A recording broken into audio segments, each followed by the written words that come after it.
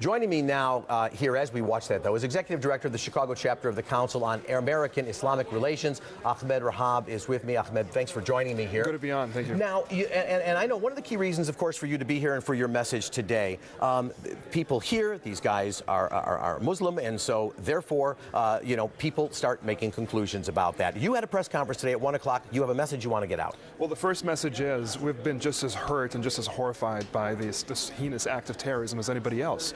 And if you were to look at the Muslim Facebook pages or Twitter accounts, and you'll see all these condemnations and this sense of loss and sense of sympathy for the victims, and that remains our focus. Secondary to that, we are concerned about those who fail to understand that culpability should be at the individual level and the extend guilt to the entire community when the culprit is a Muslim. That tends to be a unique situation that we Muslims face today in post 9/11 America.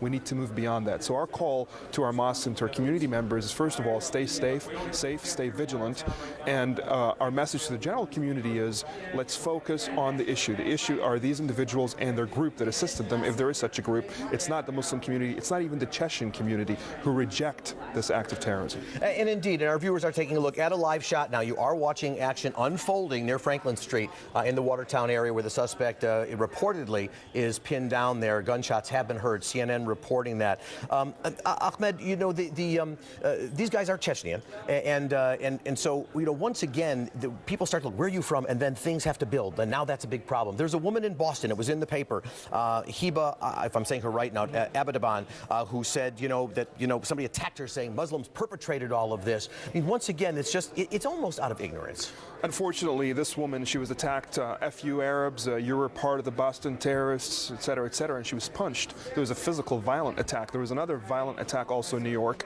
and we're hearing these reports. There was a case of harassment right here on the Brown Line in Chicago. Yeah. And again, these are just individuals lashing out at anybody that they deem to be Muslim as somehow an extension of these criminals, these individual criminals.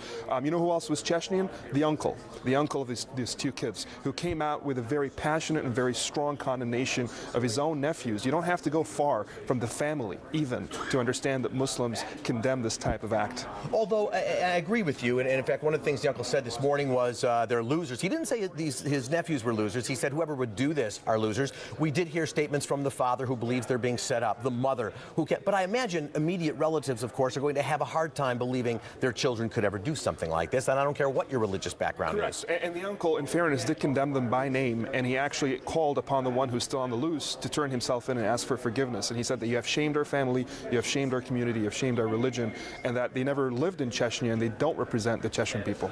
It's also interesting here, these guys really were really living the American way of life. I mean, we've seen prom pictures, and one of them, the older one, was a boxer. I mean, they were enjoying the American way of life. So really, in many ways, there may be religious values, but there's also cultural values that we seem to all share.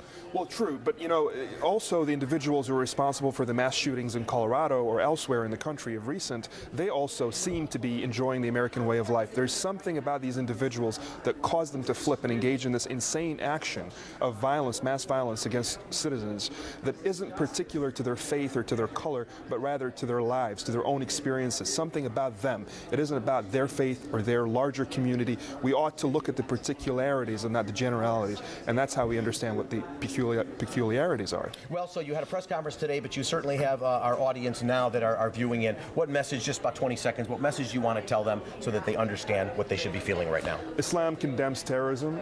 Terrorism is an act that is a violence against civilians, innocent civilians, that is absolutely unforgivable in our faith. If you kill one human being, it is as if you've killed the entire humanity. That is what we are taught in our Islamic faith. All right. I want to thank you so much, Ahmed Rehab, for being with me. We're getting that message out, helping you do that. We're keeping the